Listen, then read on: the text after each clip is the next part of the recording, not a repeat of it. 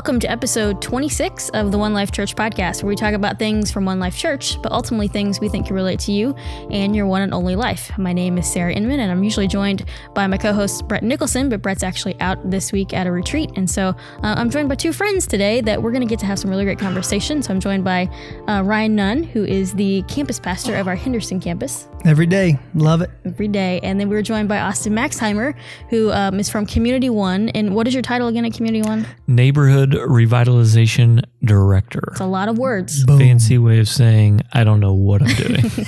We're going to find out in this podcast. But Austin spoke and taught yesterday at One Life on broadcast for all three campuses, and we want to talk a little bit about your message. But before we do that, I do want to say, you can actually go listen to Austin's message, and I highlight that you should do that. You did a great job, Austin. Thank you. It was really fun to be able to see you kind of like take this information and put it into that form. And you seemed like you were having fun. So we'll talk about that in a little bit. But I do want to say, if you've been listening to the One Life podcast and enjoyed it, or maybe you haven't enjoyed it, hopefully you have, we would love for you to give us a rating. That helps us get this conversation out even further.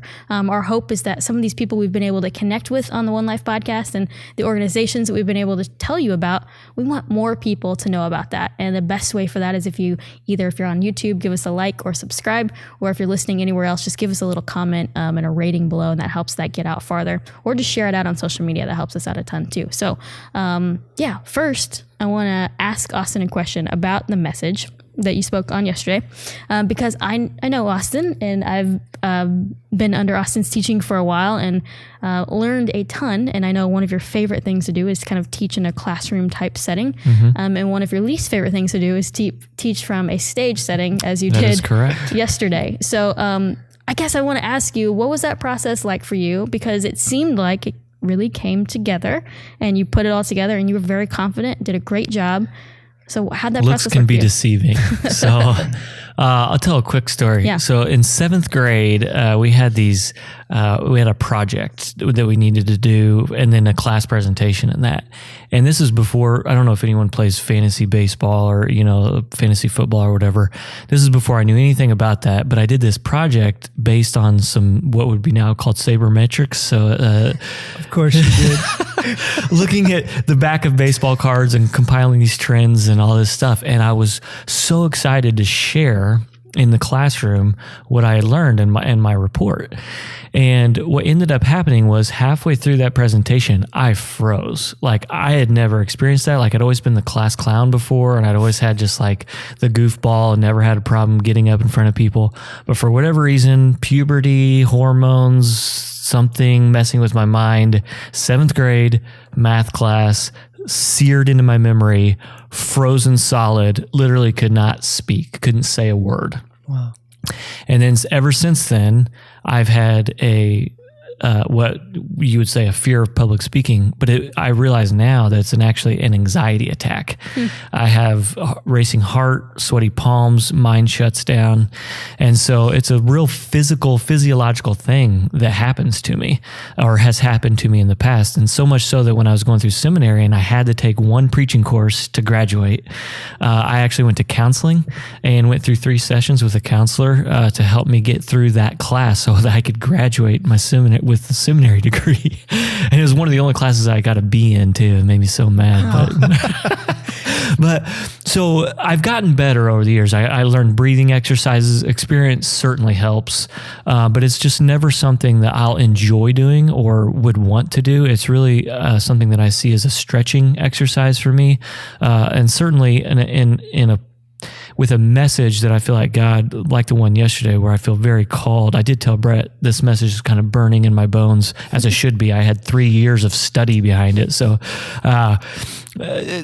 with a message that wants to be shared like that, I need to be obedient to share that with whatever opportunity God opens the door for me for. So I've learned to grow in that. I've learned to die to myself. That's one of the things that I do mentally. I preach the gospel to myself, that, this isn't me speaking, but it's Christ. It's not about my sin and thinking about what other people think of me, but how I'm made new.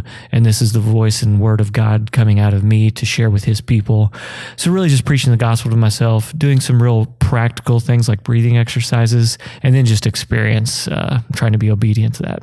Yeah. Because I'm pretty sure not one person that sat down and had a conversation with you would assume that you had any sort of stage fright of any kind. I mean, really, it's a very well articulated. I can't shut up a lot of time in contexts like this. I mean, we'll look out, try to get a word in. But it is. I have to say, though, yesterday was probably the best I feel like I've ever seen you go. I've seen you get up in front of people a lot, so I was really, really blown away. Loved it. Well, thank you. Yeah, Nice. And we said this last week at the end of the podcast, and Brett said, he even talked about that, saying, Austin's like, he's got this burden inside. I'm like, get it out.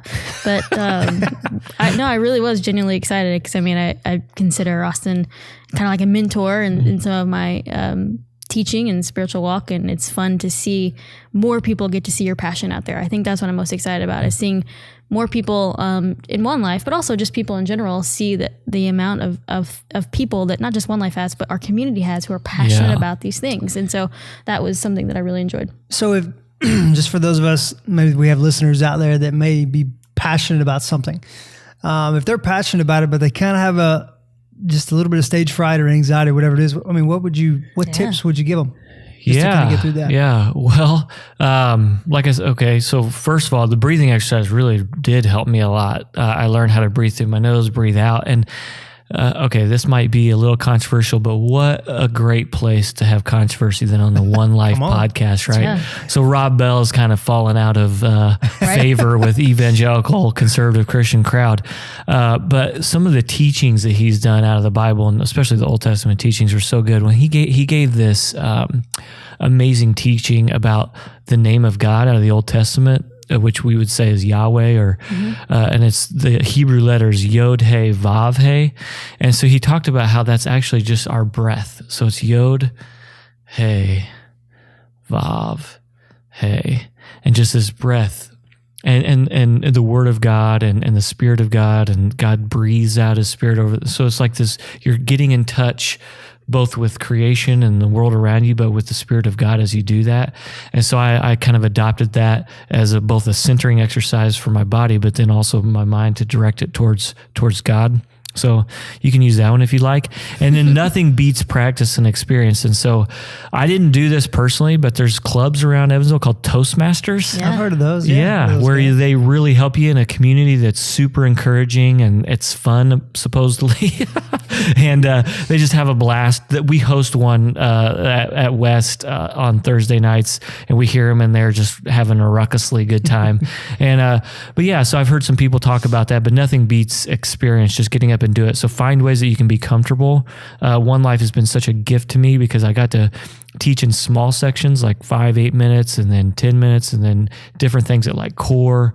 And so take baby steps. Don't jump into a 35-minute message your first time up ever speaking in front of someone. But those are just some things, experience and just practical breathing exercises, things like that. Yeah. And I know, Ryan, you've taught a few times at do the you One Life stage. Do you have anything? What's that like for you? Yeah. Do you have any?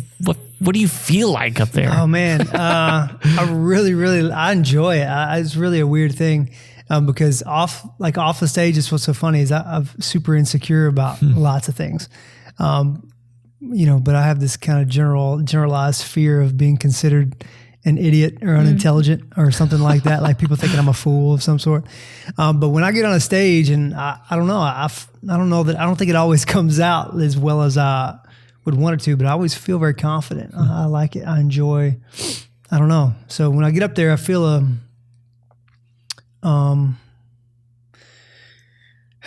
it's just, I don't know, I get excited. I tend to yell sometimes, I get a little louder sometimes and get excited, but I can't, it's just kind of who it is. Have you taught on, since we've been broadcasting, have you taught on the stage a couple live? times, okay. Yeah. I think I did twice. I know you've taught a couple of times in Henderson Live when we've done like live teaching at every campus, but I didn't know if you'd been on the... Yeah, I even taught 3 or 4 times in the studio here. Oh yeah, when we were doing that. That's where we're at I think right you now. taught last July. Chandler, my wife Chandler, said she loved that message. I was out of town or something. No, I was at a different church. She's my favorite Maxheimer. Mine too. Oh gosh. Yeah, I did. It was good. The Psalms Yeah. series, music series. It is one of those things, though. Yeah, I mean, not that this is the same, but getting used to talking in a format is always kind of odd. And I've only been on the broadcast stage once, and I was interviewing Mark, and I was sweaty. This is nervous. It is so nerve-wracking. Even though I had like prepared questions, but then you're like, the hard thing I can't imagine for you guys is you're getting all this content out. My goal when I was doing that was to make sure that we ended on time. And I know that's always something that's in your mind, but like for me, it was like, I need to get Mark to either stop talking or like I need to stop talking or something like that. But that's, well, the last thing you want to do is, get up there for 30, 35 minutes and pour your heart out, and then nobody be able to understand or tell you what you said, in a sense. I think that's the hard part. And that's one of the things Brett is extraordinarily gifted very at. gifted.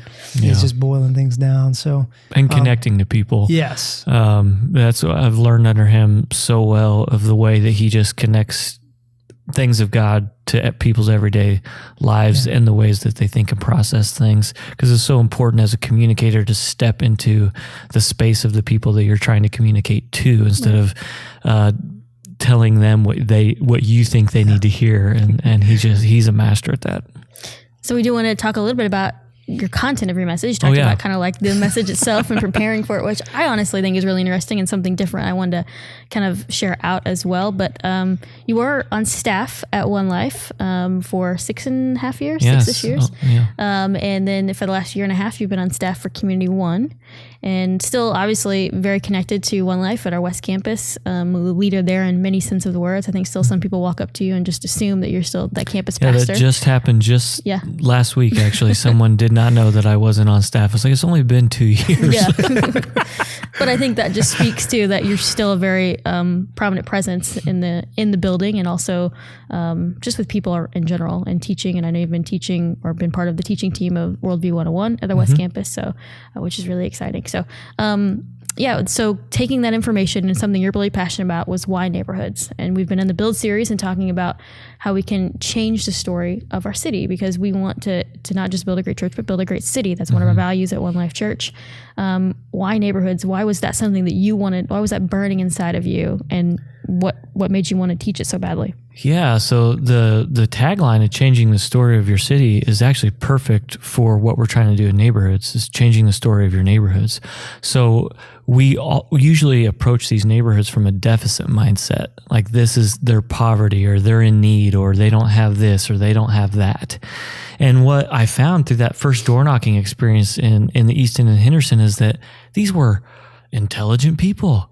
They had jobs. They loved their kids. And it's like, okay, it just busted my paradigm open. I went into this experience thinking that I had something that they needed, which is true.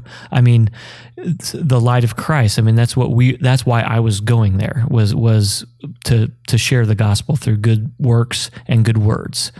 And so that's why I was motivated to do that in the first place in the East End. But then as I entered into the process of learning about assets-based community development or neighborhood revitalization, I saw that what we're really trying to do is change the story from a scarcity mindset, from a deficit mindset, to that these are people. They're made in the image of God, and they have inherent dignity, and they have infinite value. And all we need to do is activate that and support it and change their networks and change the story, both of what they tell themselves and what people from the outside say about them. And so I just fell in love with the process immediately. And so being able to talk about those things, like what are some of the things, if people either haven't listened to your message yet, or if they have, kind of a refresher of some of the things that you said yesterday, or maybe something that you really wanted to talk about, but you didn't get a chance to because of just time or what the content was. Yeah, well, man, that's like, it was, well, just because it's hard to condense it all in there. Right. But I would say the most basic idea behind it was that we've always been called as followers of Jesus. Jesus fulfilled the ministry of the Old Testament, and we won't go back into agricultural patriarchy and orphans, widows, and sojourners in this broadcast. You really should listen to the message.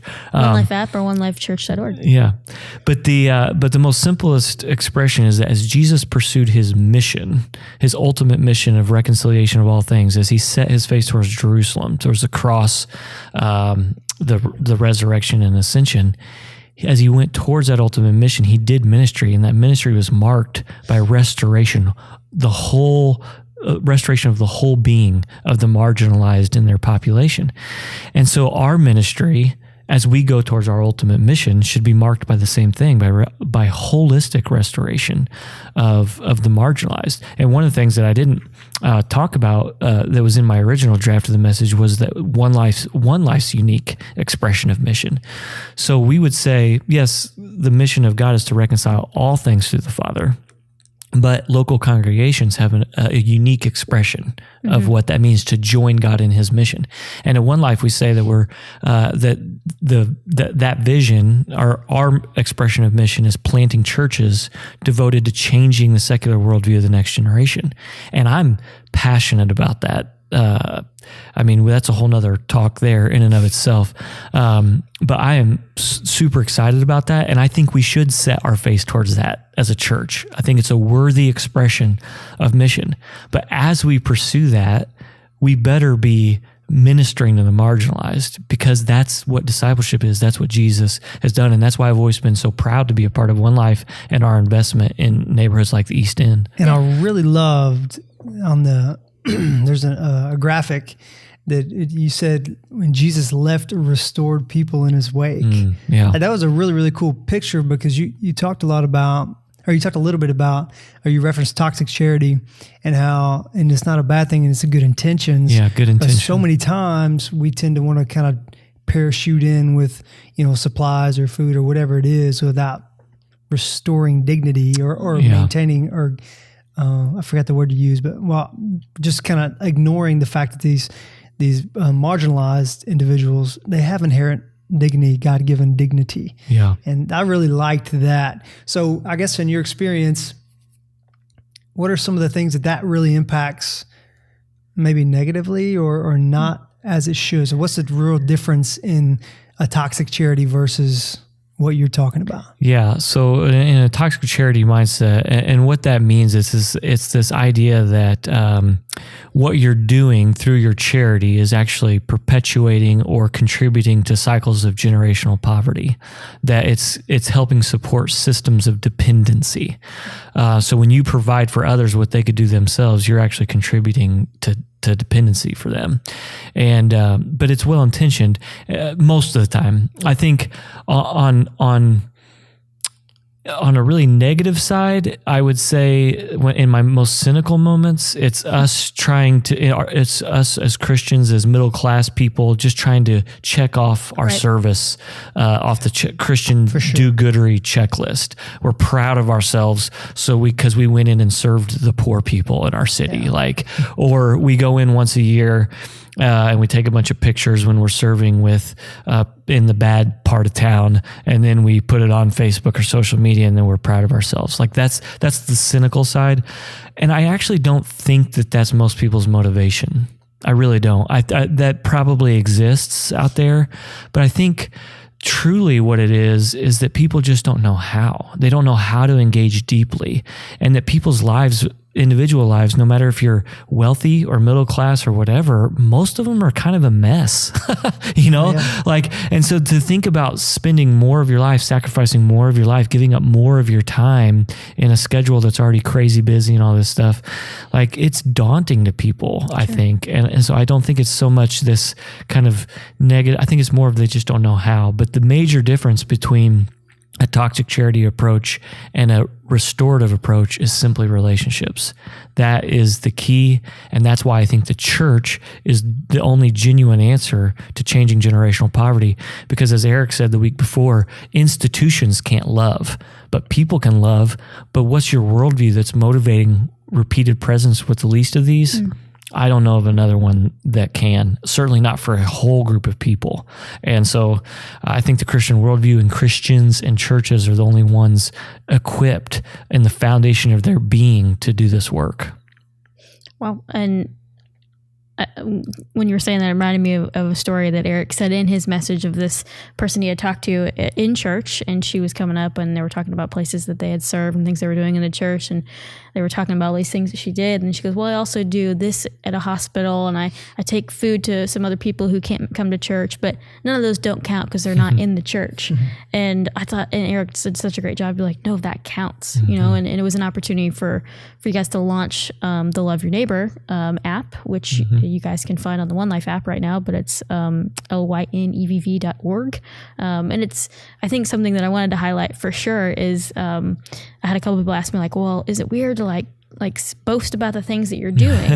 And I think it's important to say it's not about that. It's about that so often we consider success in ministry, how many people show up, or you know, how many things they're able to build, or all those things.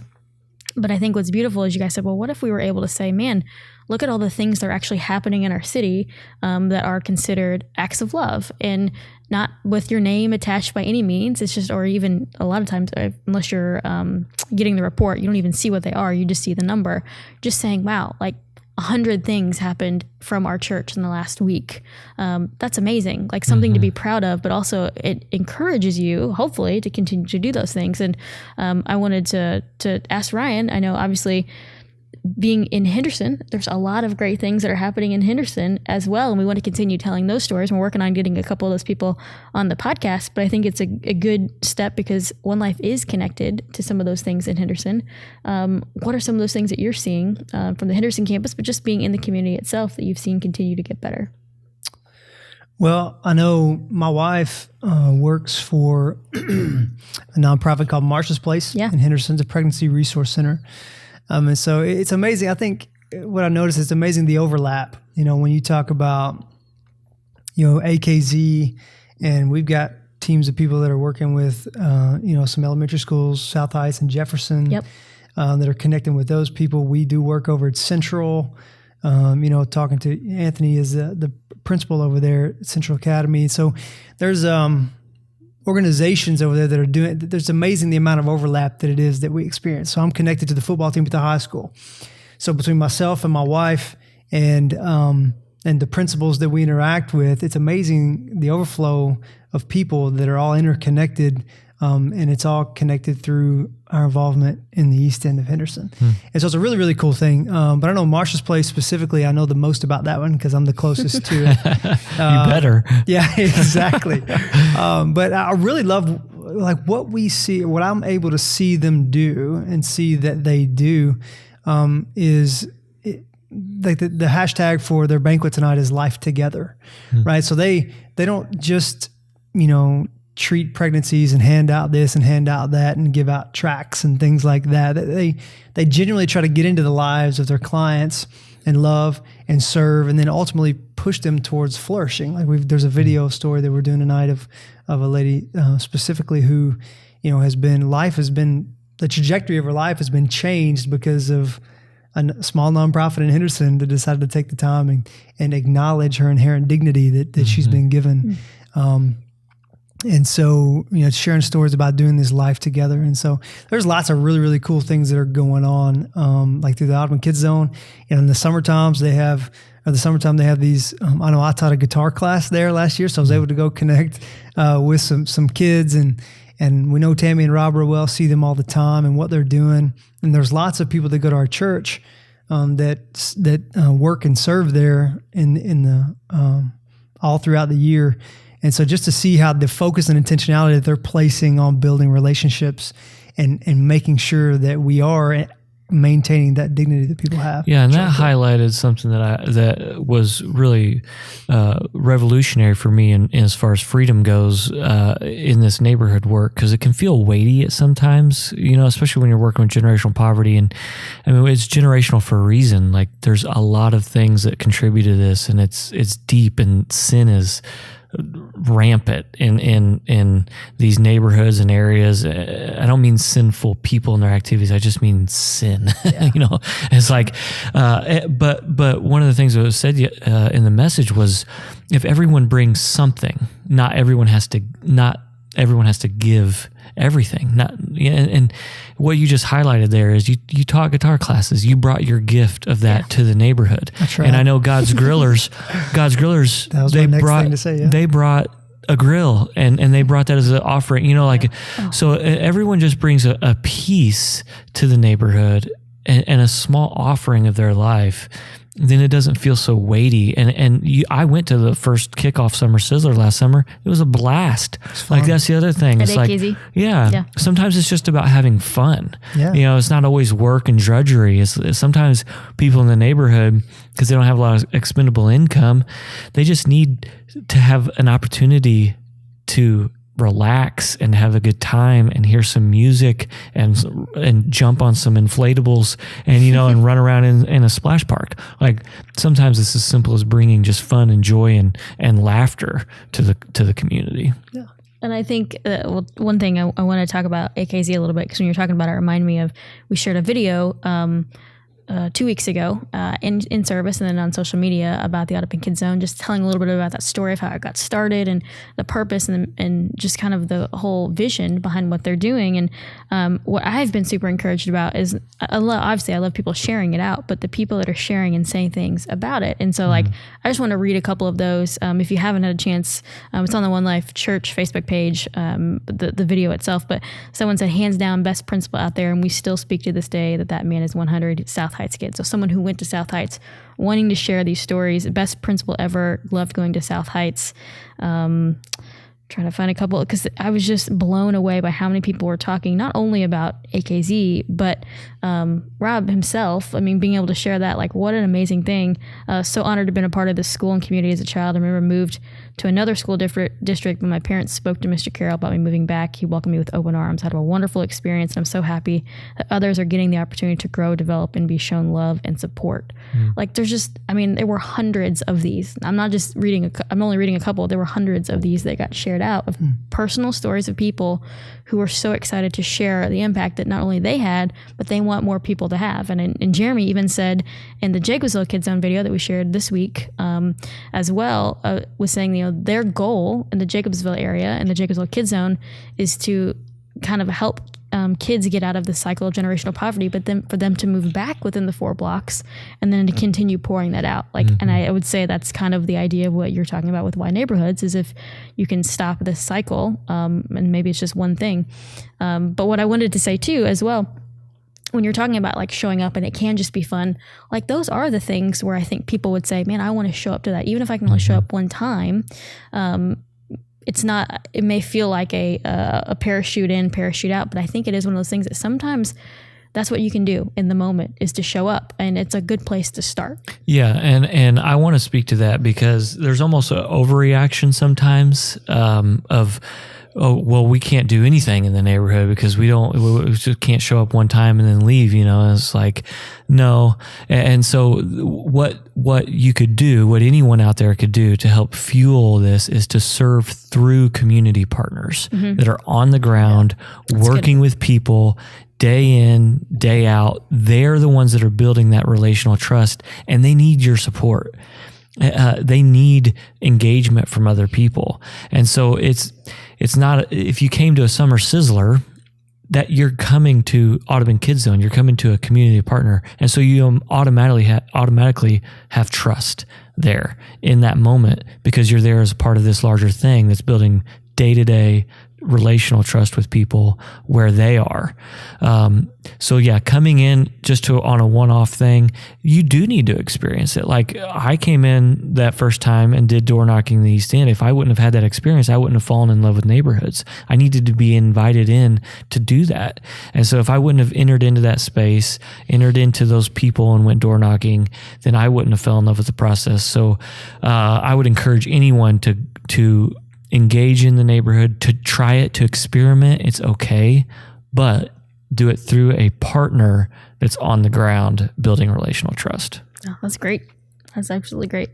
Ryan, if someone's looking for that information, what would you say? Like, if they're in One Life and they're saying, hey, I want to get connected to a community partner, how do they even find that? Well, there's a couple ways. Over the next couple weeks, we had cards this last week that have check boxes. We're going to put those back in the seats That way, if you maybe weren't here last week or something like that, then you can check kind of what you're interested in, and we can do that. Or if they're not there or something along those lines, then anybody in a red shirt, our guest services teams, for the most part, most of them wear a red shirt. Myself, Kat, or Josh, that's our staff. We can get you pointed in the right direction and get you connected to who needs to be connected to. Sure. Yeah. And I know that we're working on getting that information up on our website as well, just getting a few things confirmed of who those contacts are and make sure they go to the right people. We don't want to send people information and it just not go anywhere. So that's never our goal. Austin, anything else that you would want to make sure people highlight, kind of closing out either with Community One, with the Build series, with neighborhoods? I know there's a ton of information you really want to share, but we've only got a few minutes. Well, I have a thought. Oh, Brian has from something. yesterday or from Sunday. I love, the more I think about it, the more I love the process, because I keep hearing you talk about knocking on doors. And I mean, it's not, there's things that are less awkward, but there's nothing that's very much easier than knocking on a door and listening. And you talked about being a good listener. Yeah. And so when I think about that, that's early on. Actually, that was before I think my One Life journey began, or right at the very beginning, because I kind of came in the worship world. You kind of came in on that side. When I think about that, on one hand, and I went to South Heights for 2 years of my elementary school before Rob. That. Yeah, learned something new every day. I was there before Rob. My mom taught there early on before Rob got there. But when I think about that, and I think about how that kind of morphed into these Tuesday morning Shoney's meetings, and about how through just figuring out how can we make a difference, how can we make an impact, and I was there for some of that stuff and got to hear the conversation and hear the prayer.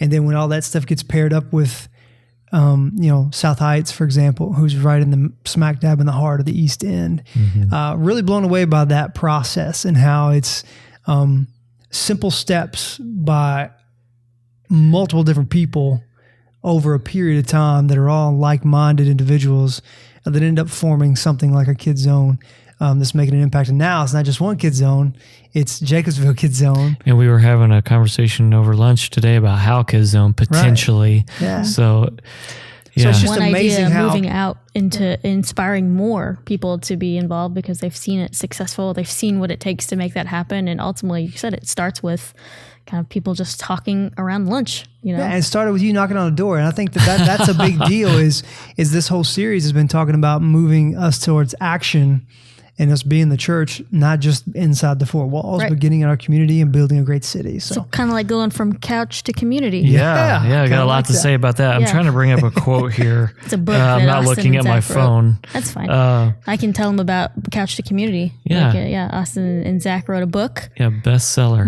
It was in the group publishing magazine. Oh. It was listed as a bestseller. Attaboy. Which that means they're in serious trouble. Oh no. God. There's just so much there that I could and would want to talk about. I didn't get to talk a lot about the how of neighborhoods because it is a process, and probably the number one thing that God has taught me through this whole thing is the faithfulness, how He pours out His blessing on faithfulness. It is remarkable. There was a point, Ryan mentioned Tuesday breakfasts at Shoney's.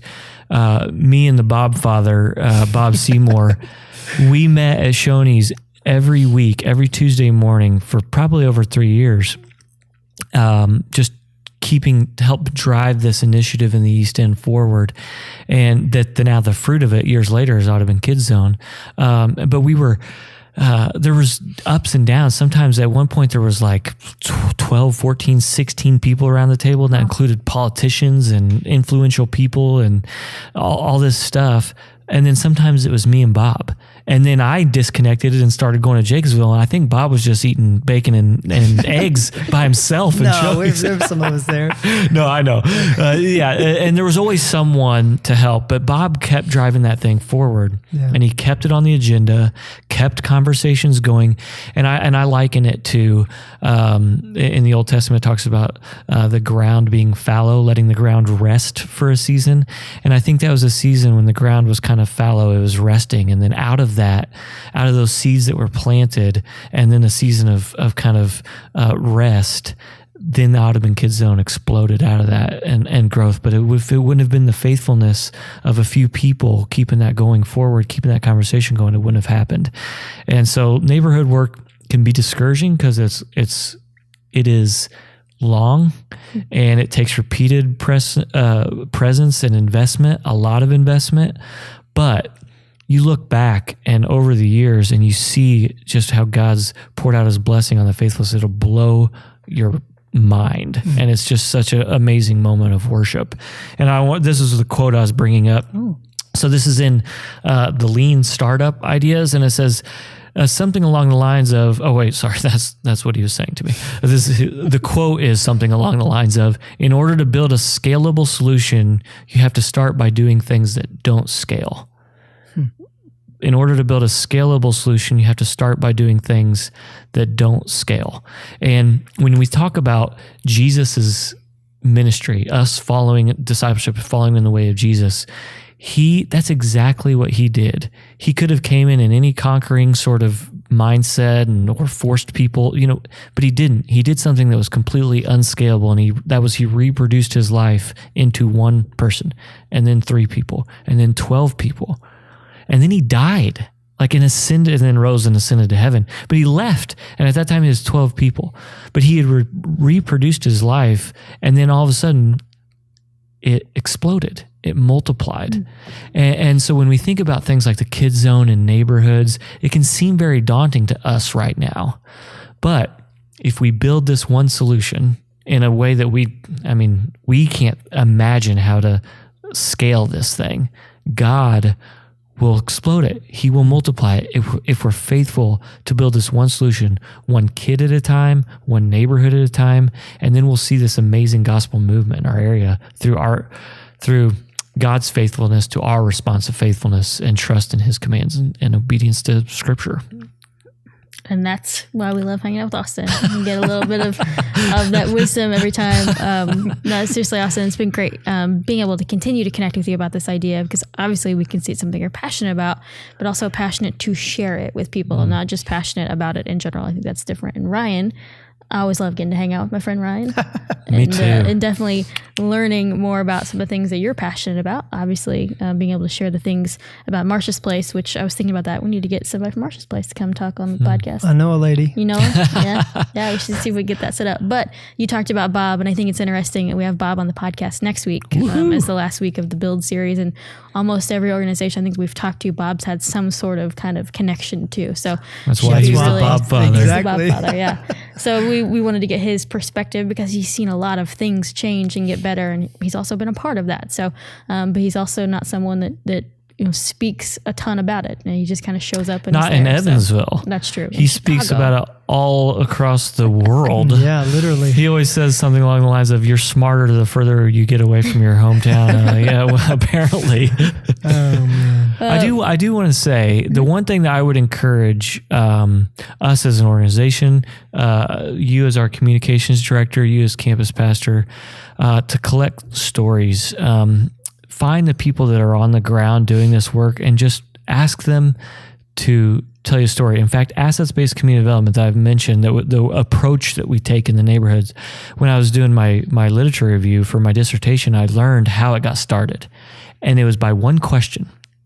So this 2 guys, they got a grant to go for 3 years. They went around the nation, and they went to thousands of under-resourced neighborhoods, and they went to real people living in those neighborhoods, and they asked one question. They said, tell me a story when people in your community came together to make positive change. Tell me a story. And so they went around and did thousands and thousands of interviews and collected all these stories. And that's how they came up with this idea of assets-based community development, starting with strengths, not deficits, seeing as people in the neighborhood as assets, not as problems. And so one of the things that I hate about myself is that I'm not a very good storyteller. I think good storytellers are such a a beautiful and asset for us, and we have so many of them at One Life. And so if we can connect storytellers to the people with the stories, we can really create something special in there, because we have got a lot of stories in the people of One Life Church that have just been involved in neighborhood work, let alone activating them in their workplace and in their families and all the amazing stories that we have out there. And so finding a way to collect all these stories, because when you said if there's one thing that I would like to share, it would be more of these stories, like about Jacobsville Park, about going door knocking with Melissa, about the Bob Father in the East End. Like, there's all these stories that are in my mind about my engagement in neighborhoods that I would love to share, that I probably should have done this time, but but just an encouragement to all of us to be story collectors as well as storytellers. That's terrific. Yeah. And Brett will be closing out the series this Sunday, and I know he's going to be ending with some pretty great stuff, kind of commissioning everyone to just know that we are ambassadors to this idea that we're going into our cities and our communities and our jobs. And I think it's going to be a great thing. You're not going to miss it. And we're going to close out with a time of worship and singing together. And it's going to be just an awesome Sunday to close out what's been I think our longest series in One Life history, which is great. We've loved that as a creative team, to be able to really settle in and do some creative things. So it's been great. And thank you guys again for joining me on the podcast and hanging out and sharing about some of the things you're excited about. Thank you, Sarah. I love being here. Anytime. This I'm comfortable with. This is your setting. Not going to go over and puke in a corner. No, which is probably why it stinks so bad, because out of your weakness, God has made God is strong. So. Well, you did a great job, and I'm going to say that again. I'm proud of you. Me too. You did a great job. Guys. I'm excited for more people to go to onelifechurch.org and watch Austin teaching from this past Sunday. So thank you guys for joining us. We'll see you next week. Thanks for listening to this week's episode of the One Life Church podcast. If you enjoyed the episode, go ahead and subscribe. That way you'll get an alert anytime there's a new episode. If there was something that you heard that you really want other people to know, share it out on social media. You can use the hashtag OLPodcast. To ask us a question here at the podcast, you can email us at podcast@onelifechurch.org. I'm one of your co-hosts, Sarah Inman, and I produced this episode. Our music is produced by Micah Robertson and Ben Brock.